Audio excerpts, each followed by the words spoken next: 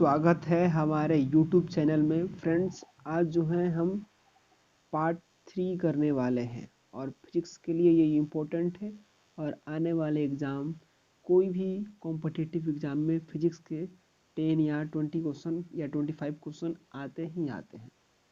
तो यदि आप हमारे चैनल को सब्सक्राइब नहीं किए हैं तो चैनल को जल्दी से जाकर सब्सक्राइब करें, ताकि इससे इम्पोर्टेंट भी क्वेश्चन जो होगा वह आपके लिए हम लाते रहेंगे। तो चलिए बिना देरी किए हम इस सेशन को असमान बीमाओं वाले युग्म को चुनिए, यानी कि जो असमान बीमा होगा उसका युग्म का चुनना है। ठीक, तो देखिए ऑप्शन नंबर ए में दिया है कि प्लांक नियतांक यानी कि प्लांक कांस्टेंट, कोणीय संवेग। तो ये आपको कुछ पढ़े होंगे तो याद होगा। अब इसका तो हम कोई कॉन्सेप्ट वाला क्लास लेकर तो नहीं आए हैं, तो यदि आप कॉन्सेप्ट पढ़े हुए हैं तो ज़रूर इसे देखें, अगर नहीं पढ़े हैं तो इसे सीखने का प्रयास करें।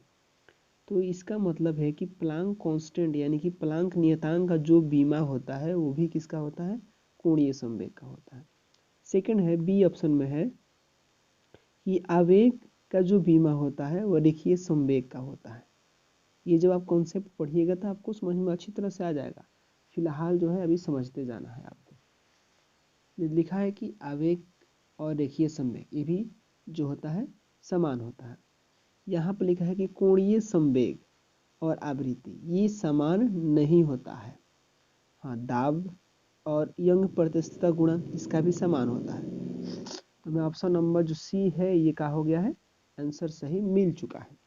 तो हमें याद क्या रखना है कि प्लांक नियतांक का जो यूनिट होता है यानी कि बीमा होता है वही किसका होता है, कोणीय संवेग का भी होता है। आवेग का जो बीमा होता है वही किसका होता है, रेखीय संवेग का होता है। ऑप्शन नंबर सी में दिया है कोणीय संवेग और आवृत्ति, तो नहीं, ये बराबर नहीं होता है। और ऑप्शन नंबर डी में है दाब और यंग प्रतिस्थता गुणांक, इसका जो है बराबर होता है। तो ये क्वेश्चन आपको अच्छी तरह से समझ में आ गया होगा। चलते हैं नेक्स्ट क्वेश्चन पर। नेक्स्ट क्वेश्चन यहाँ पर है यंग प्रतिस्थता गुणांक की बीमा होती है। तो यंग प्रतिस्थता गुणांक का जो बीमा होता है इसका फॉर्मूला जो होता है ये होता है प्रतिबल, क्या होता है, प्रतिबल बटा विकृति होता है। क्या होता है, प्रतिबल बटा विकृति। अब एक बात और ध्यान देना है कि जो विकृति का जो है कोई यूनिट नहीं होता, यानी कि कोई इसका बीमा भी नहीं होता है, कोई यूनिट भी नहीं होता है। तो प्रतिबल का तो होता होगा, तो प्रतिबल का होता है न्यूटन बटा मीटर स्क्वायर। क्या होता है, न्यूटन बटा मीटर स्क्वायर। तो न्यूटन का आपका बीमा पता होना चाहिए, m/L/T-2 न्यूटन का हो गया। मीटर का क्या होगा, मीटर का L स्क्वायर हो जाएगा। अब यहाँ पर एगो L है तो यहाँ से कट जाएगा, तो क्या बच गया, तो बच गया m/L-1 और T-2। देख लीजिए कहाँ पर है, m/L-1 T-2 ऑप्शन नंबर जो है ए में दिखाई दे रहा है। तो ये भी क्वेश्चन आपको अच्छी तरह से समझ में आ गया होगा। चलते हैं नेक्स्ट क्वेश्चन पर। नेक्स्ट क्वेश्चन है कि समीकरण W बराबर 1/2 kx² में k की बीमा बताना है। ठीक है, तब यहाँ से k का मान निकाल लेते हैं। तो देखिए 2 से गुणा करेंगे तो 2 तो कांस्टेंट है तो उस पर ध्यान नहीं देना है बस। तो क्या हो जाएगा, W/x² बराबर क्या हो जाएगा, k हो जाएगा। अब हमें k का बीमा निकालना है तो यहाँ से निकल जाएगा। अब W का मतलब होता है कार्य, और कार्य का जो यूनिट होता है वो क्या होता है, जूल। तो हो गया जूल, और नीचे हो जाएगा x² यहाँ पर है तो यानी कि मीटर स्क्वायर, यानी जूल बटा मीटर स्क्वायर। अब जूल का बीमा क्या हो, तो इस छोटा छोटा को याद रखना है। क्या रखना है, इसको याद रखना है। तो m/L² T-2 होता है किसका, जूल का। अब मीटर स्क्वायर है तो यहाँ पे क्या हो जाएगा, L² हो जाएगा। देखिए यहाँ पे L² है और यहाँ भी L², तो कट गया, क्या बच गया, m/L0 और T-2। ये देख लीजिए कहाँ पर है, तो m1 और L0 T-2 ऑप्शन नंबर ये में दिया हुआ है। तो ये भी क्वेश्चन आपको अच्छी तरह से समझ में आ गया होगा। अभी जो है हम धीरे धीरे चल रहे हैं, आगे आपको अच्छी तरह से समझ में आ जाएगा। तो याद क्या रखना है, कार्य का यूनिट क्या होता है, जूल होता है। कार्य का यूनिट क्या होता है, जूल होता है। तो अब आप यहाँ से निकाल सकते हैं। चलते हैं नेक्स्ट क्वेश्चन पर। नेक्स्ट क्वेश्चन शायद सेम ही हो गया है। चलिए आगे चलते हैं। यहाँ पर क्वेश्चन है कि आवेश की बीमा होगी, यानी कि बीमा बताना है, डायमेंशन ऑफ चार्ज। तो आवेश का जो बीमा होता है, यानी कि इसको Q बराबर लिखते हैं, तो Q बराबर होता है IT। क्या होता है, Q बराबर IT, जहाँ I बराबर होता है एम्पियर, T बराबर होता है समय। तो एम्पियर का तो सबको पता है A होता है, और समय का T होता है। देख लीजिए AT कहाँ है चाहे TA कहाँ है, उससे फर्क नहीं पड़ता है। तो दिखाई दे रहा है ऑप्शन नंबर डी में, तो ऑप्शन नंबर डी आपका सही आंसर हो जाएगा। चलते हैं नेक्स्ट क्वेश्चन पर। नेक्स्ट क्वेश्चन यहाँ पर है कि पास्कल सेकेंड निम्न में से किसकी बीमा के समान है। ओके, सबको पता है कि पास्कल जो है ये बॉल में नहीं आता है, तो ये बॉल का नहीं होगा, तो बॉल का नहीं होगा। ऊर्जा का भी नहीं होगा, दाब का भी नहीं होगा। अरे पास्कल तो दाब का होता है, लेकिन सेकेंड है, तो पास्कल सेकेंड जो दाब का नहीं होता है, तो किसका होता है, जो बच गया उसका होता है। तो ऑप्शन नंबर जो होगा वो डी हो जाएगा। निश्चयता गुणांक का जो होता है वो यूनिट होता है पास्कल सेकेंड। ये आपको याद रखना है, ये इम्पोर्टेंट क्वेश्चन है।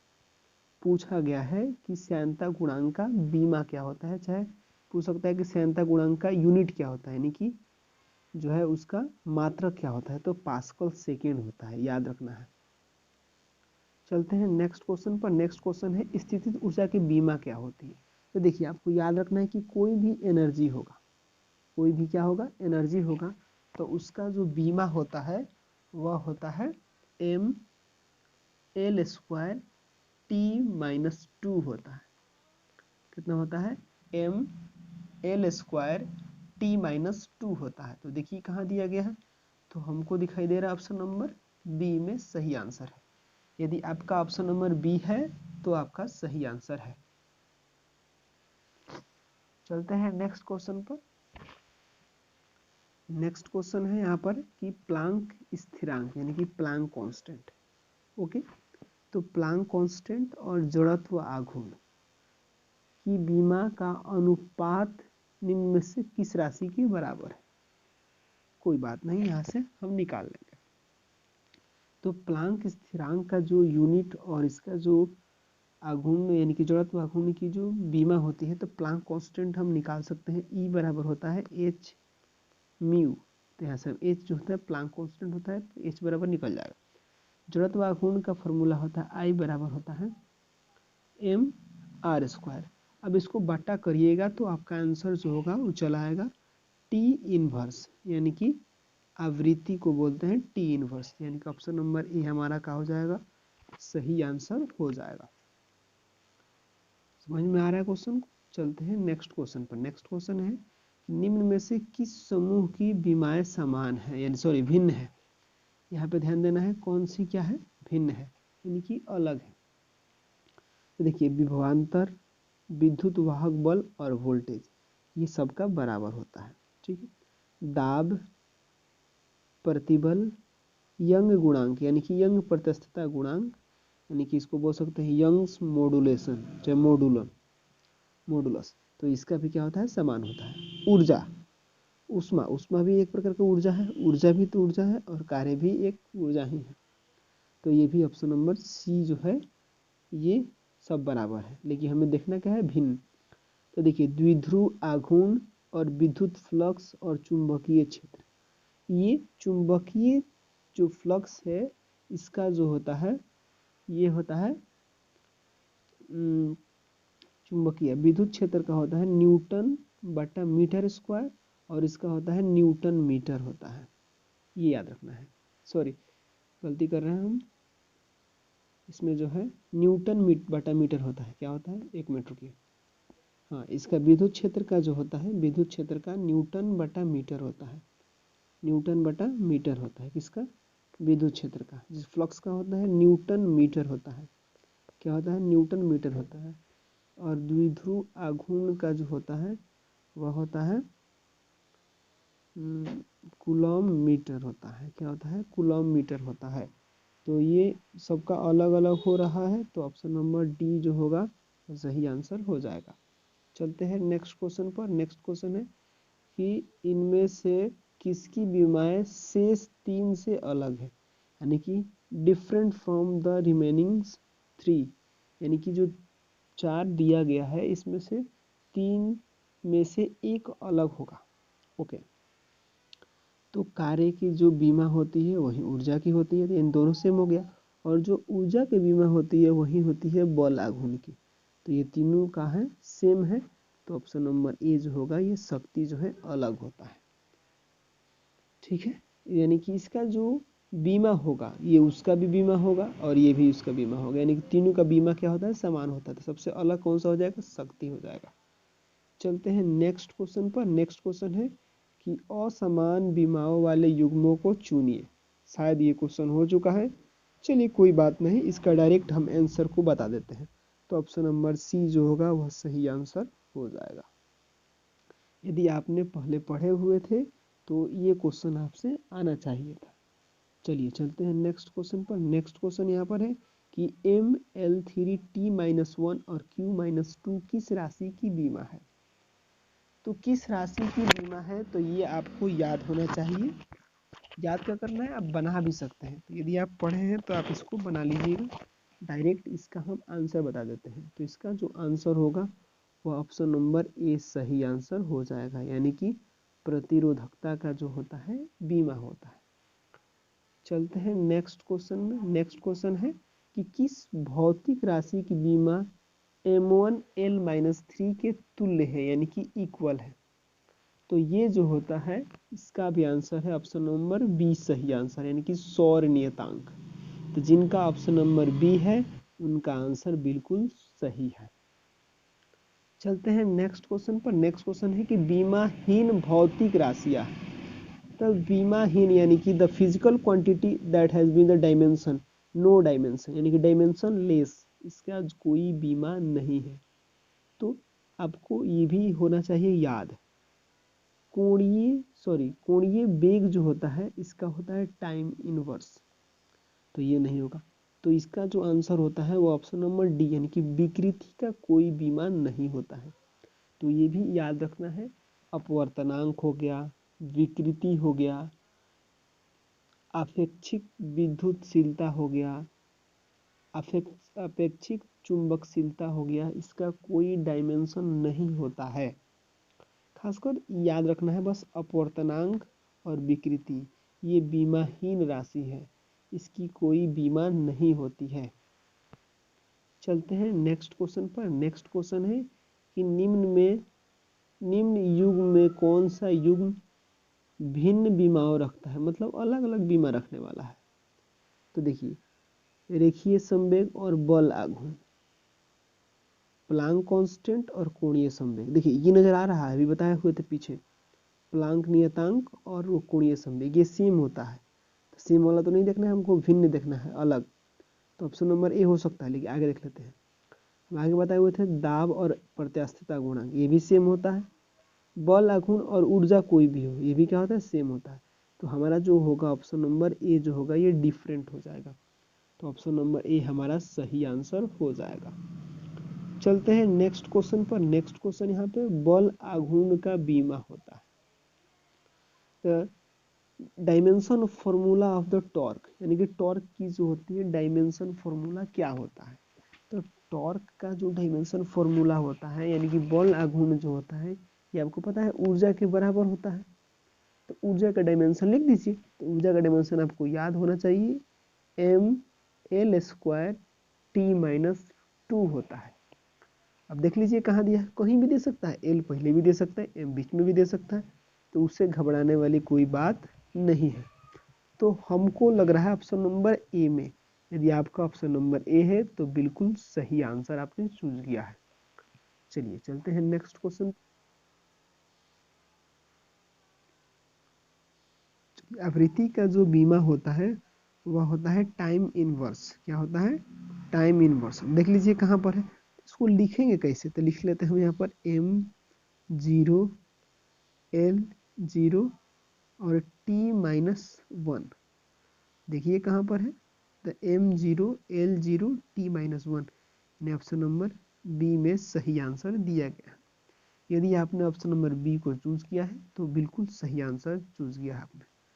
चलिए चलते हैं नेक्स्ट क्वेश्चन पर। नेक्स्ट क्वेश्चन है कि निम्न में से कौन सी राशि की बीमा ऊर्जा के बीमा के समान है। ओके, मतलब ऊर्जा के बीमा के समान कौन होता है। तो आपको बताए थे कि कार्य, ऊर्जा और बल आघूर्ण सेम होता है। तो देखिए अब यहाँ पर कार्य दिया गया है, तो यानी कि ऑप्शन नंबर जो डी होगा वह सही आंसर हो जाएगा। तो यदि आपने ऑप्शन नंबर डी को चूज किया है तो बिल्कुल आंसर सही चूज किया है। चलिए चलते हैं नेक्स्ट क्वेश्चन पर। नेक्स्ट क्वेश्चन है कि ऊष्मीय ऊर्जा। हाल ही में हम पीछे बताए थे आपको कि ऊष्मीय ऊर्जा यानी कि ऊर्जा कोई भी हो उसका बीमीय सूत्र क्या होगा।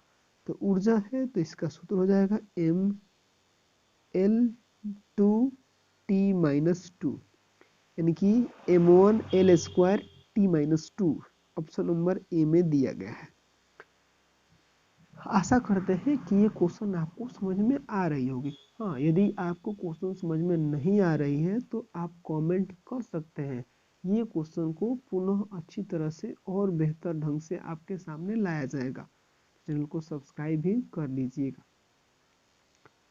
चलिए नेक्स्ट क्वेश्चन पर चलते हैं। नेक्स्ट क्वेश्चन यहाँ पर है कि निम्न में से कौन सा संबंध बीमीय रूप से सही है, यानी कि बीमीय रूप से सही बताना है। तो ये क्वेश्चन थोड़ा सा हल करने वाला है। हल क्या करना है, समझदारी होना चाहिए। दाब का फॉर्मूला होता है बल यानी कि न्यूटन बटा क्षेत्रफल। क्या होता है, न्यूटन बटा क्षेत्रफल यानी मीटर स्क्वायर। अब देख लेना है कि किधर से आएगा। तो देखिए अभी हमने इसको जांच भी कर सकते हैं। तो न्यूटन चाहिए ऊपर और नीचे मीटर स्क्वायर चाहिए। तो देखिए हमको जो है लग रहा है, अभी धीरे धीरे बनाइएगा तो आपको भी लगेगा। Option number B. अब कैसे लगेगा इसको दर्शा देते हैं। ऊर्जा, ऊर्जा का क्या होता है, तो ऊर्जा का कहिएगा तो ऊर्जा का जो होता है वह होता है न्यूटन इंटू मीटर। क्या होता है, न्यूटन इंटू मीटर। इसका ऊर्जा का फॉर्मूला होता है कार्य बराबर बल गुणे विस्थापन। तो बल का हो गया न्यूटन और विस्थापन का हो गया मीटर। तो न्यूटन मीटर हो गया किसका, ये हो गया ऊर्जा का। प्रति मतलब नीचे यहाँ पर क्या हो जाएगा आयतन, तो मीटर क्यूब हो जाएगा। अब यहाँ पर 1 मीटर से यहाँ पे मड कटर ए स्क्वायर हो गया। तो न्यूटन बटा मीटर स्क्वायर, न्यूटन बटा मीटर स्क्वायर सेम आ गया। तो ऑप्शन नंबर बी जो है सही आंसर होगा, उसके अलावा कुछ नहीं होगा। तो इसको आप घर पे एक बार और ट्राई करिएगा, आपका आंसर चला आएगा। यहाँ से एक आप यहाँ से याद कर सकते हैं कि कार्य बराबर होता है बल, एफ मतलब बल, एस मतलब विस्थापन, यानी कि कार्य बराबर बल गुणे विस्थापन होता है। चलते हैं नेक्स्ट क्वेश्चन पर। और ये आखिरी क्वेश्चन है, ये क्या है, लास्ट क्वेश्चन है। तो यदि आप अगर जानते हैं तो इसको आप कमेंट बॉक्स में बता दीजिएगा, नहीं तो इसका आंसर भी हम यहीं पे बता देते हैं। तो देखिए प्रतिरोध का जो बीमा होता है वो क्या होता है, हम आपको बताते हैं। तो इसका जो बीमा होता है वो होता है mL2T-3 और a के पावर माइनस का 2 होता है। और बीमा कैसे बनता है आपको पता होना चाहिए, क्यों, क्योंकि आप जो है डिफेंस लाइन में आ चुके हैं। और डिफेंस में जो आता है वह 12th पास स्टूडेंट आते हैं, और आप 11th में बीमा बनाना सीख चुके होते हैं, तो आपको आना चाहिए। हाँ, यदि आप नहीं सीखे हैं तो आप कमेंट करके बताइए, आपको बीमा के क्वेश्चन हम आपको, या बीमा का कैसे बनता है ये वीडियो आपके पास हम ला देंगे। Thanks for watching. और जिनका भी ये लगभग 20 क्वेश्चन है, 20 क्वेश्चन है, तो 20 में से यदि आपका 15 प्लस आता है तो आप कमेंट बॉक्स में हमें पिन करें, और इससे बेहतर क्वेश्चन हम आपको लाने का प्रयास करेंगे। ये पार्ट नंबर 3 है, आगे भी क्वेश्चन आते रहेगा।